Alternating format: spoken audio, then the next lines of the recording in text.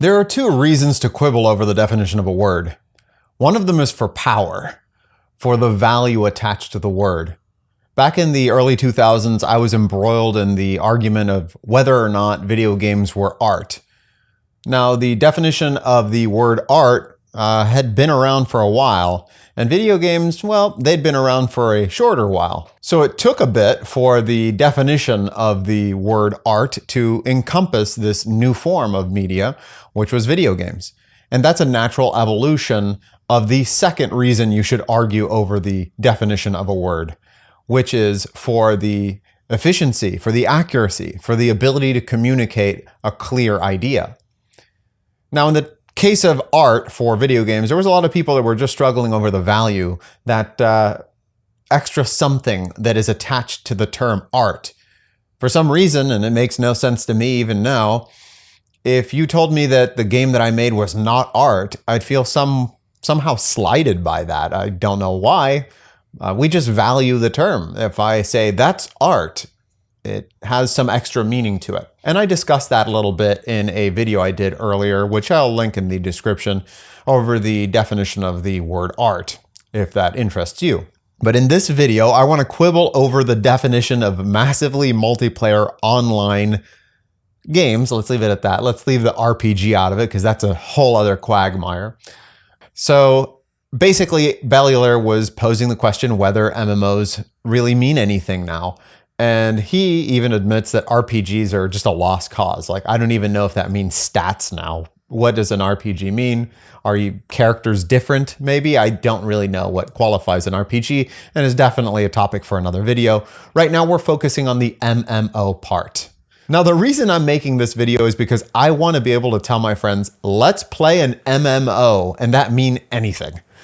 The way that we're going, it's going to mean very, very little. It's going to mean something like saying, let's play an RPG. So let's get at it. First, let's talk about the reason why this is happening.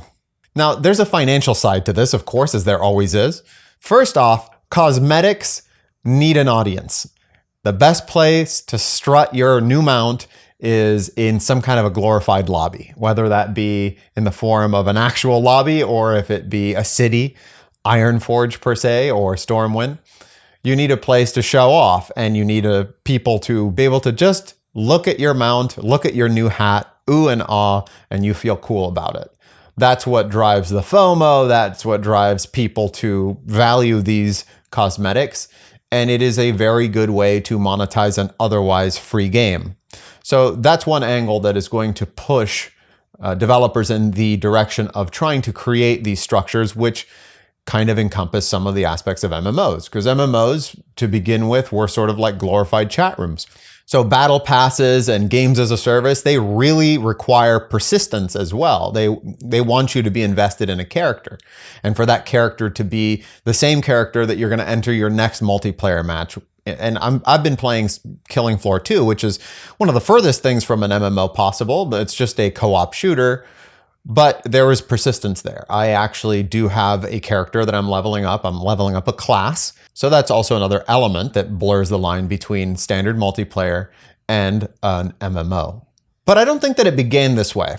Speaking as a player, not as a developer here, but I think that developers like to explore. The first time that I kind of raised an eyebrow as to whether or not I was actually playing an MMO when it was touted as being such was actually a game called Vindictus.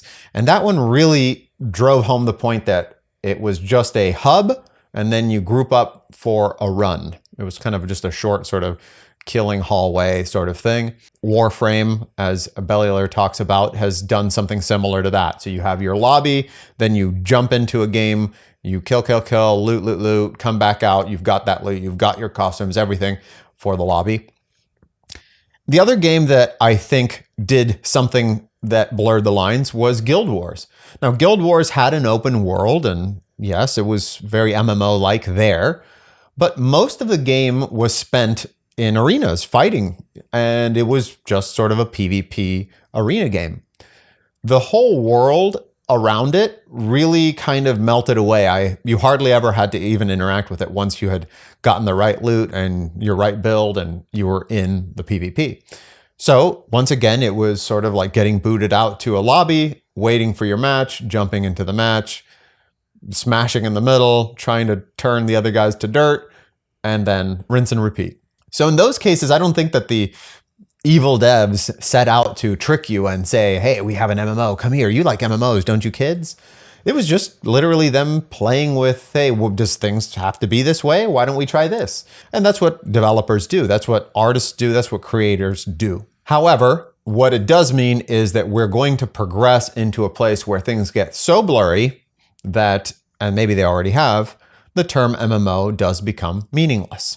So it's up to us, the MMO players and lovers and fans, to define it so that it has meaning, so that when you tell your friend, let's play an MMO, they have a concept of what that means and they don't just load up any game. You know, they go, oh, that's really narrowing it down. So not a strictly single player game, right? So to tackle it, let's start with the O. We'll work backwards.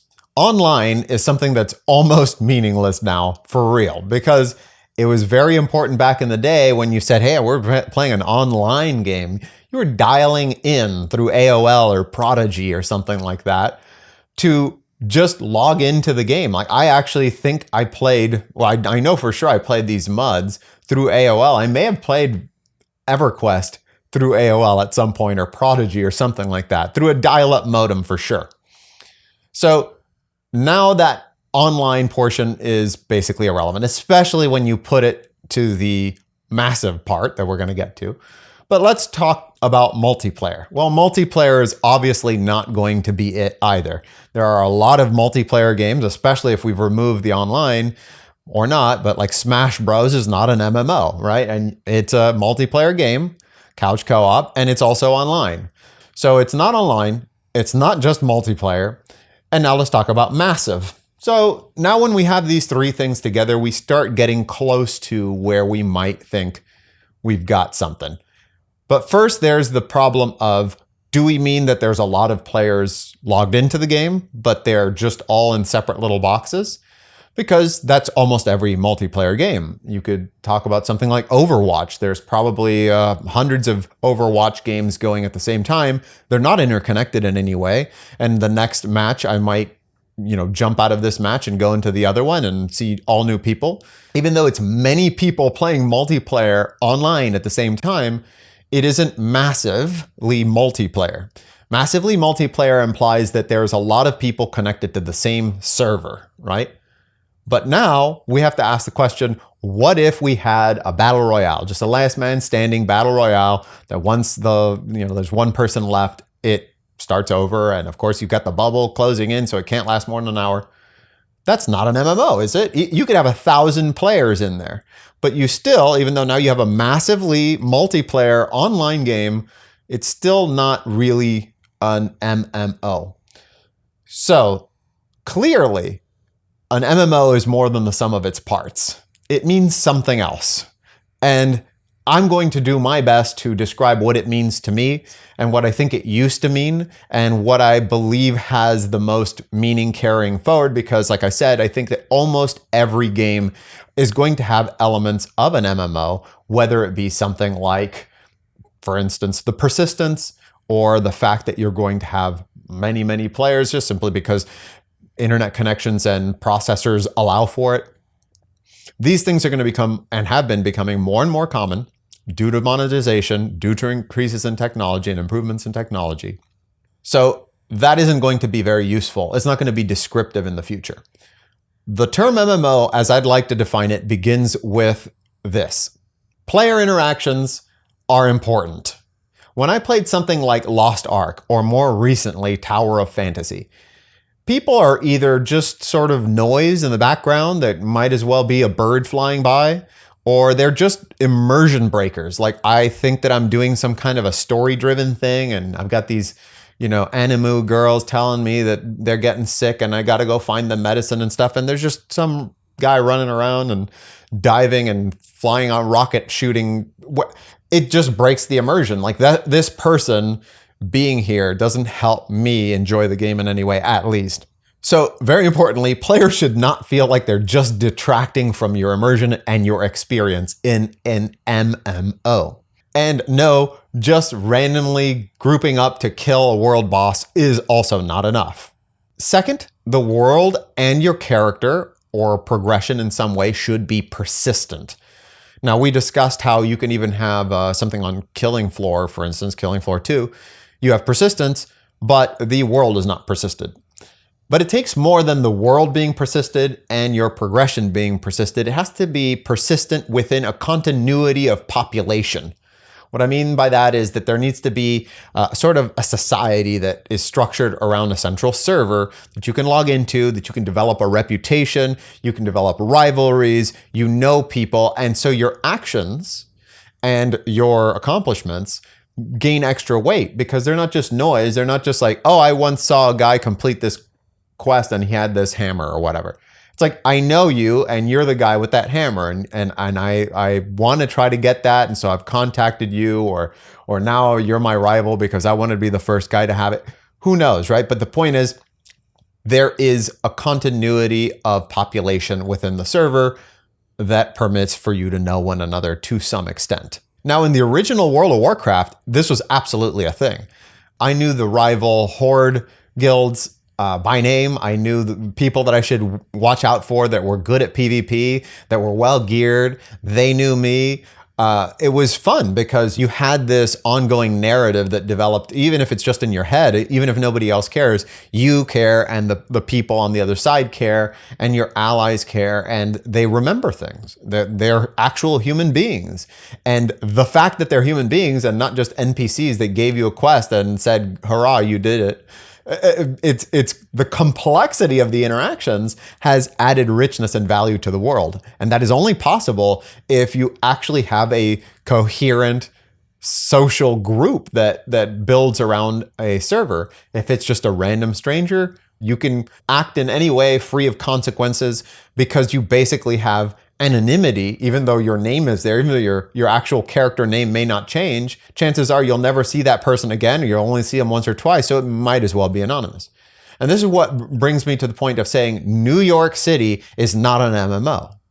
That's how you can think of it. Like if I go to a street, and really I'm just picking on New York, but it could be any city. If I go to a city street and I'm just inconvenienced by other people there, if I'm bumping shoulders with them or there's a guy that's stinking up the corner over here or, who knows, that's not an MMO. An MMO is like a small town where people kind of know one another and they develop reputations for being good, bad, a drunk, a kind person, a sucker, who knows, but all of your actions have more weight because you are within a social group in which your actual reputation matters. And the last point is it's multiplayer first and single player second. Now there's almost no reason to, and it'd be hard to design a game that's just strictly enforcing that you must be grouped at all times. Otherwise you'll just blink out of existence or something. But you shouldn't encourage people to want to experience everything as single player as possible for efficiency's sake, and then only group up for the highest end content. And that's something that's unfortunately a side effect of quest hubs, where the way that they're structured, the way that you have to be on a certain chain of events, and if you're not on the right chain, it makes it so that grouping up is more complicated, and so other people are kind of a hindrance to you. And if you can do it alone, it's more effective to do it alone, so you end up wanting to do it alone, even if you didn't want to do it alone. You see what I'm saying? So this is the place where I think that Asmongold is just dead wrong about MMOs, is just the fact that they should not be single player. And I want to be very clear about this. It's not that there's not room for games exactly as he's saying, and he's not wrong about people obviously wanting to play single player games that then they just hop in to a dungeon run or something with friends whenever they feel like it. And that is a very valid form of a game, and it may be more popular than an MMO. In fact, it almost certainly is. But it is not an MMO, because if you allow that to be an MMO, eventually, like I said, the term has no meaning. I tell my friends I want to play an MMO and they stare at me blankly, or they think I'm trolling them. So next, I just wanted to talk briefly about how the deconstruction of MMOs have happened. Like what has happened with something like, for instance, World of Warcraft, which definitely began as an MMO and now is arguably a bit muddier. Well, yes, it's playing to the fact that convenience is king. And at the end of the day, most people may not prefer an MMO to whatever this is. And we can talk about names for it later, but let's just try to figure this out exactly. Why has a company like Blizzard, who was the king of MMOs at one point, and even EverQuest, which still is running to this day, they have instances for their zones now. And so that game's always been zone driven. And that's another main point that I wanted to make, and I will make in a second here, about the tech behind it. But what I'm talking about is the propensity for developers to fragment their game, to separate their world. Well, the reason is because it's easier to design. It's easier on server loads, and it's easier to design because you have to design less content. What I mean by that is, if I had a server of 10,000 people, they can log in, obviously not all of them are going to be in at the same time. There is a standard band that, like a distribution curve, is going to encompass the most amount of players. And it's going to sort of flatten as it goes, but it's still going to be a wave. You can think of it like as a wave that kind of crashes a little bit. And as that progression goes, that band of players is all trying to access content of that level or that level range. So I need to have either enough content for the level range at every single level. In EverQuest, for the starter, the newbie zone, you could flood the server with new players, and there would be enough newbie content to just distribute the whole server with no need for instancing on newbie content. And you would still, obviously they had multiple servers, but you could have a very large population on a server with no need for instancing because you had so much newbie content. That's how it was designed initially. But if you try to keep doing that, you need to design the entire game to be mostly, not quite that size, because like I said, the wave crashes a bit, but you need to design tons of content for every level range. And so that means that unless I go and I play the game multiple times with multiple alts, I'm going to miss most of the work that you do.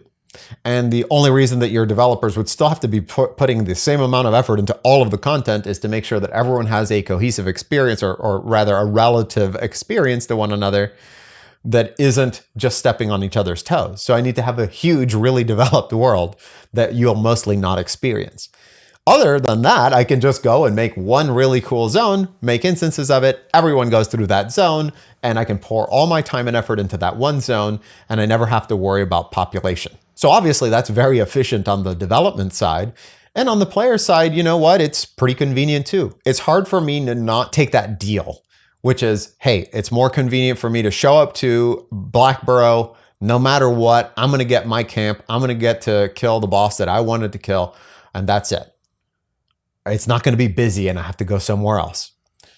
But on the long run, it diminishes the game. It fragments the game and it breaks the feeling of immersiveness in the world. And pretty soon, that instance is going to churn out the loot that instance churns out at an extreme rate. Sometimes you can have like 60 instances of that. Well, I'm sure other games have more, but in EverQuest, you can have like 60 instances of one dungeon. And so it's churning out loot of that type at 60 times the speed that it would if you limited it to one, which means that if you got that Ghoulbane or whatever it is, it's much more unique. It's more valuable. So when you strut your stuff, in this case in Freeport or wherever it is that you're doing, Plane of Knowledge probably, people will ooh and ah because you're the one that got to sit on that spawn for the time in which it took to get that Ghoulbane in this case, or whatever, insert your favorite item here.